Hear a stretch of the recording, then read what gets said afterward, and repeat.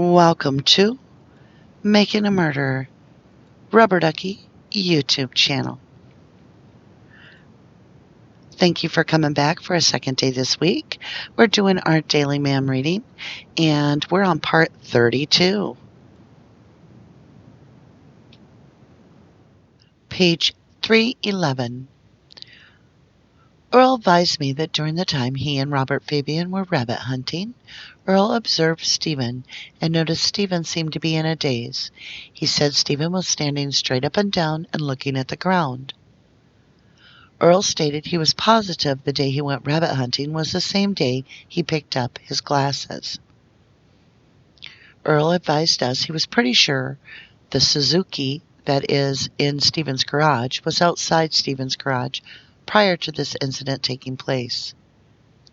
He stated he seems to recall the last time the Suzuki was outside the garage was on Monday, 10/31/05. We asked Earl if he remembered meeting anyone in the driveway on his way out of the auto salvage, and he stated he did not recall meeting anyone. He stated he saw one of the Dassey boys wearing an orange sweatshirt walking towards Stephen's garage or the pit area. He could not recall what day. Earl indicated he did not notice any smoke near Stephen's residence. Earl stated he thought his younger daughters went trick-or-treating on Saturday or Sunday in the Manitowoc Two Rivers area with his older daughter, Marie. It should be noted, as previously mentioned, this was retracted in a subsequent conversation with investigator Steyer. We terminated our conversation with Earl at 14:04 hours. I did travel State Highway 147 from Avery Road into Two Rivers and to Magnolia Drive address, where Dr. Daniel's Eye Care is located. It took me 20 minutes and 20 seconds to travel the route. This was accounting for light traffic and operating within the speed limit. Investigation continues. Investigator John Dietering, Calumet County Sheriff's Department. Page 312. Type of activity, supplemental report. Date of activity, 12/06/05. Reporting officer, Deputy Rick Reamer. On 12/06/05 at approximately 15:18 hours, I, Deputy Rick Reamer, Unit 832 of the Calumet County Sheriff's Department, was in the jury room off the courtroom where Steven Avery was having his preliminary hearing. At this point, I was in the room approximately 5 to 6 feet away from Steven Avery. There were two Manitowoc deputies in the hallway who were assigned as bailiffs. They were Deputy M. Riddle and Deputy S. Takes. They were situated in the hallway leading up to the jury room. Mr. Avery had stated to me it took them to the third time to find the key. Not understanding what Mr. Avery had said, I said, Mr. Avery again said, it took them to the third time to find the key. I did not ask Mr. Avery any type of questions and did not interrogate him in any way, knowing that he had already invoked his Miranda privileges. The only questions I asked Avery throughout the day were about his welfare, basically if he was warm enough, about bathroom breaks, about his personal safety, etc. Once again, Mr. Avery was not questioned in any way at all. I did relay this information to Investigator Mark Wiegert, Deputy Rick Reamer, Calumet County Sheriff's Department. Page 313. Type of activity, interview of William E. Brandeis, Jr. Date of activity, 12/07/05 at approximately 14:50 hours. Reporting officer, Investigator Mark Wiegert. On 12/07/05, I, Investigator Wiegert of the Calumet County Sheriff's Department, made phone contact with William Brandeis, Jr. My reason for speaking with William was that he was a firefighter assisting in the search at the Avery property that located the license plates from Teresa Halbach's vehicle. It should be noted William indicated he, in fact, had found the license plate at approximately 9:15 a.m. on 11/08/05. It should also be noted there was a crime scene log which indicated the time that Mr. Brandeis had found the registration plates as well. William stated he was assigned to search the salvage yard with several other firefighters and state patrol officers. According to William, while searching a car, he noticed some license plates that had been folded twice and were laying on the folded down back seat of an older station wagon.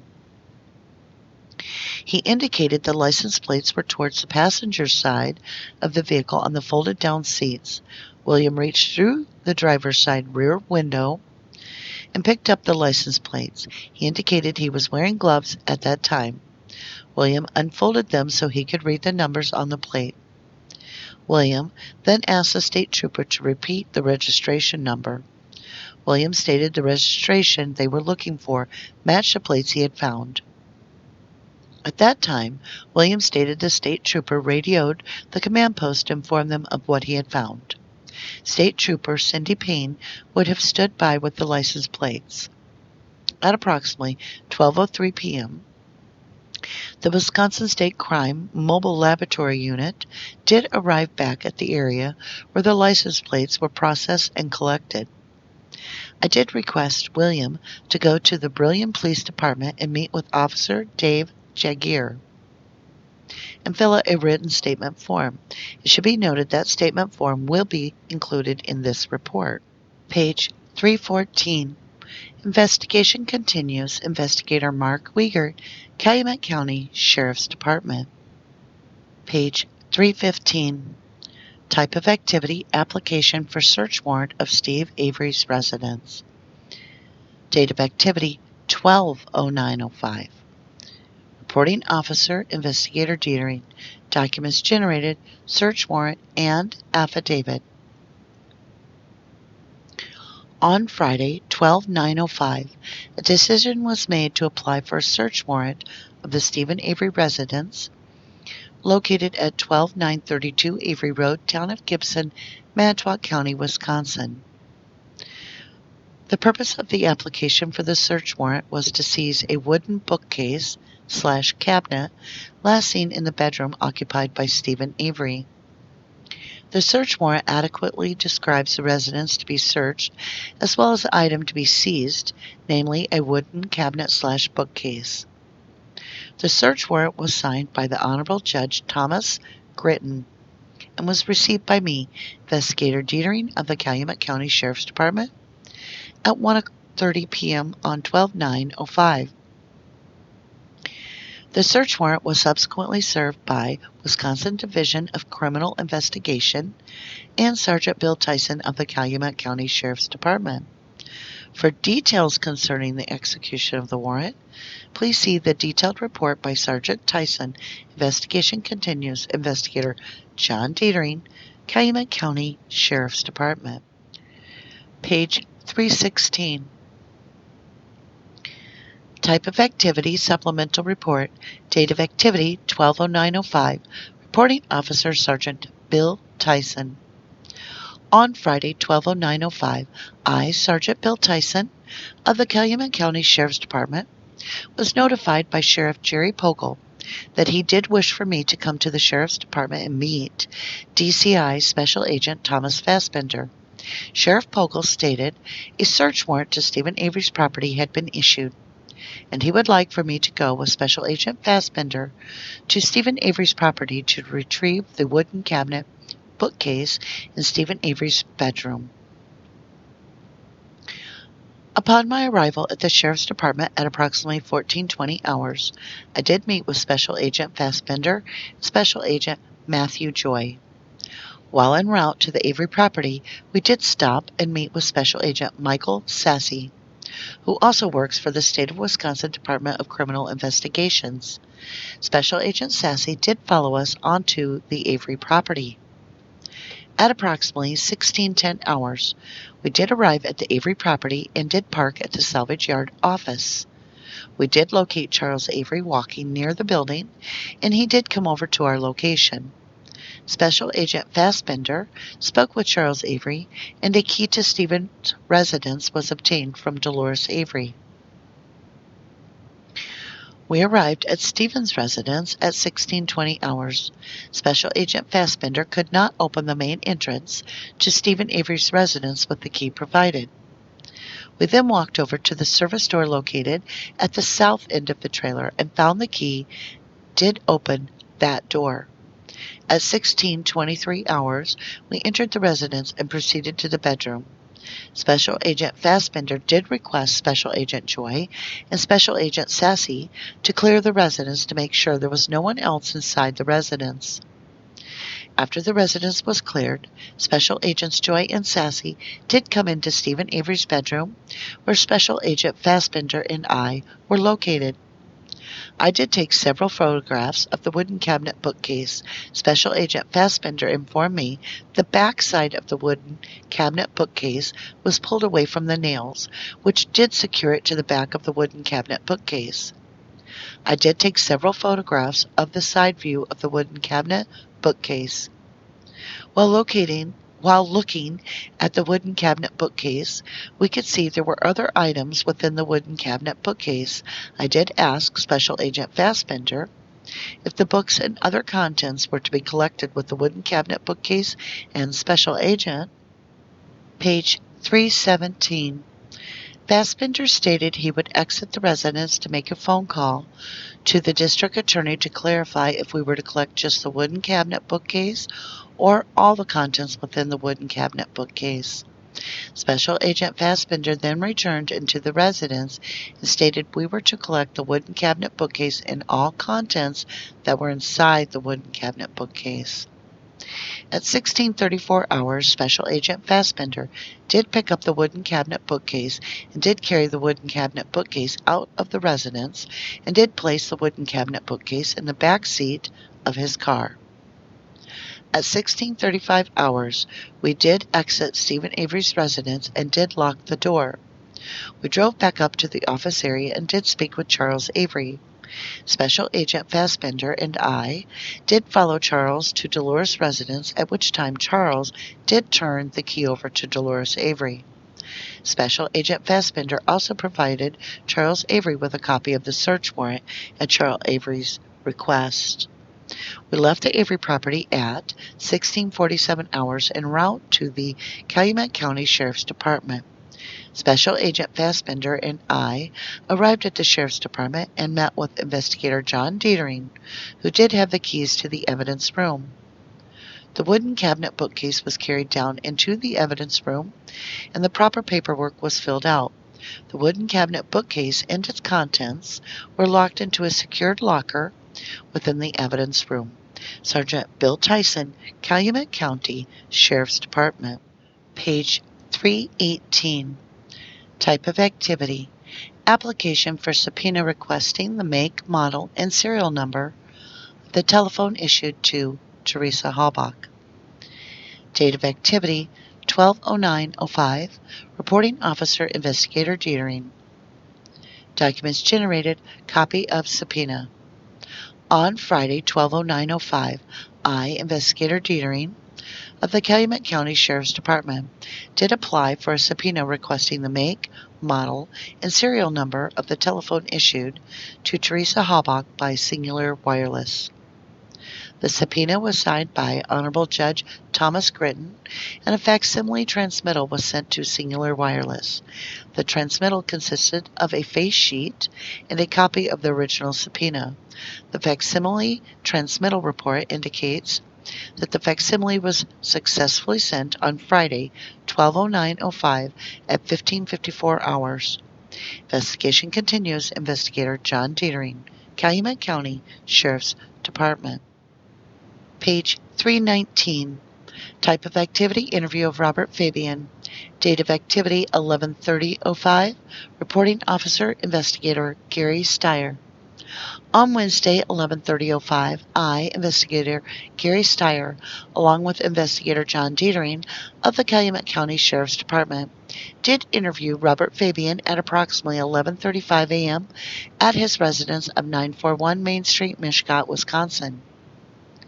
Fabian again remembered being at the Avery salvage yard, in which he recalls seeing Stephen coming from the greenhouse. Robert indicates he had pulled into the yard to meet with Earl Avery to go rabbit hunting.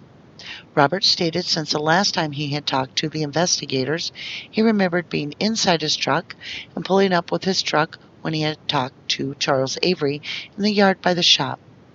Robert indicated he saw Steven Avery coming from the greenhouse. He had pulled up in his truck to talk to Charles and had observed Charles coming out of the big blue garage by the big doors. He had asked Charles where Earl was. Charles told him Earl was on the loader. Robert stated Charles then asked Stephen if the photographer had shown up.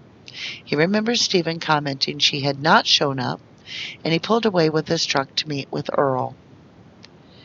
Investigators asked Robert Fabian what day he had gone rabbit hunting with Earl Avery at the salvage yard. Robert Fabian said he thought initially he was not sure until he had checked with his wife Cindy, and she had told him it was Monday. Cindy states he had gone the night of trick-or-treating at Two Rivers. Investigator Dietering did check with the city of Two Rivers and did verify the fact that trick-or-treating in Two Rivers was on Monday, 10/31/05. Robert recalls the previous Sunday, 10/29/05. He was at a wedding in Spencer. He indicated the wedding was Cindy's cousin, Jody. He indicated on Sunday, 10/30/05, his kids went trick-or-treating in Mishcot. On 10/31/05, he indicated his kids went to Two Rivers trick-or-treating between the hours of 5:30 p.m. and 7:30 p.m. Robert again indicated initially after hearing the news of Halbach's vehicle being found in the Avery salvage yard and Teresa Halbach last seen on 10/31/05 at the Avery salvage yard. He thought back to when he had been at the salvage yard himself. He recalls he had been rabbit hunting with Earl Avery. Robert Fabian initially was not sure what day it was. He thought it may have been on a different night, perhaps Tuesday or Wednesday. Robert Fabian indicated that on Monday, 10/31/05, he went to bed around 9:00 a.m. or 10:00 a.m. Robert Fabian states he works from midnight to 7:00 a.m. for Manitowoc Crane Company as a welder. Sunday night through Friday morning. He stated around 2:00 p.m. or 3:00 p.m. On 10/31/05, he may have called Earl Avery and then got dressed and, page 320, went to the auto salvage yard. Robert Fabian states he is 100% certain he went to rabbit hunt with Earl Avery the night of trick-or-treating. Robert Fabian believes he returns home approximately 5:30 p.m. on Monday, 10/31/05. Robert Fabian again indicates he did not see a fire in the burn pit area located next to Steven Avery residence. Robert Fabian does indicate he has seen smoke coming out of a burn barrel when Robert Fabian and Earl Avery had driven by Steven's residence on the golf cart. Robert Fabian said the burning garbage smelled like plastic to him coming from the burn barrel outside of Steven Avery's residence. Robert Fabian said he would have stopped it if he would have had seen Teresa Halbach being harmed or in danger. Robert said it also worried him to think that he was there and Teresa Halbach was there earlier in the day. Robert indicated that on Tuesday, 11/01/05, he'd come home from work and went straight to bed. Again, Robert Fabian thought maybe he had been at the Avery residence on Tuesday and went hunting with Earl, but he had talked with his wife, who told him it was Monday. 11/02/05, Robert Fabian could not remember where he was that day. Thursday, 11/03/05, after coming home from work, Robert Fabian stated around 8:00 a.m. he went to get a dog coop. Robert Fabian said he had called about a dog in Wrightstown and then left a message on a machine about picking up the dog. Around 8:00 a.m. on Thursday, 11/03/05, Robert Fabian states he did observe a green Jeep backed all the way up to a parking area on State Highway 147 by the river. Robert described this area as a turnaround. Robert recalls seeing this Jeep at 8:00 a.m. because he had seen a male subject talking on TV about the green Jeep being in the area. Robert indicated that on Friday, 11:04:05, he had called Earl for an alternator and went hunting with his nephew Michael. Robert stated on Saturday, 11:05:05, he came home from hunting. Interview ended at 12:30 p.m. Investigator Gary Steyer, Calumet County Sheriff's Department. All right, let's go ahead and start a review. We're going to start with page 311, and we are talking about Earl and Robert. Let's see who was the person. We are interviewing Earl. So, Earl observed Stephen and noticed Stephen seemed to be in a daze. He said Stephen was standing straight up and down and looking at the ground. Well, it's interesting because he doesn't see any smoke near Stephen's residence. Only Robert Fabian sees that. Now we're talking, it's Rick Reamer, and he's saying that he is in the actual courthouse, I believe. Yes, the courtroom, where Stephen's having a preliminary hearing on the 6th of December. And he reports that Stephen said to him it took them the third time to find the key. I don't buy that. I really don't. Stephen has been in prison this entire time and has never said anything about that. Why would he have said it then? He probably said something along the lines, honestly, of how many times do they need to go my place? Something like that. Just, making a remark that they're not going to find anything. That would be my actual guess. Now, on page 313, we have an interview of Brandy's, and this person was the firefighter that found the license plate. And I've just made a little note here that they found it, just for our own record, at 9:15 a.m. on this report at 11:08. So it was found in the morning. They were searching a car. He noticed license plates that were folded twice. Now, it's interesting how it's worded, because he says it was laying on a folded down back seat of an older station wagon. Okay, so a back seat, it said, towards the passenger side of the vehicle on the folded down seat. But yet he reaches through the driver's side rear window to pick up the license plate. I don't understand why he wouldn't have gone over to the passenger side. And he states he was wearing gloves the whole time. Yeah, did he change his gloves from when he touched other stuff, or did he put on new gloves to do that? Now, on page 315, we're talking about a new search warrant. Find it interesting how many special agents show up to get this little book cabinet bookcase out of Stephen's bedroom. Now, they're going there again, and we're in December now. Stephen's been in jail for over, a month, 30 days. And they're going back into his home after all these searches, and they're going to get this bookcase. But what do? First, it's Sheriff Pogel gets a hold of Tyson, and then Tyson shows up, meets Fassbender, and Fassbender and Tyson meet with Special Agent Matthew Joy. And then, when they get to the property, they meet with Michael Dassey, and en route they all go there. But once they get to Stephen's residence, notice Fassbender sends Agent Joy and Dassey, special agents, to go make sure the residence is clear inside. Why not send Tyson? Just seems weird that Tyson and Fassbender want in that place and they want to be alone in that back room. But then they do take photographs and everything with them present.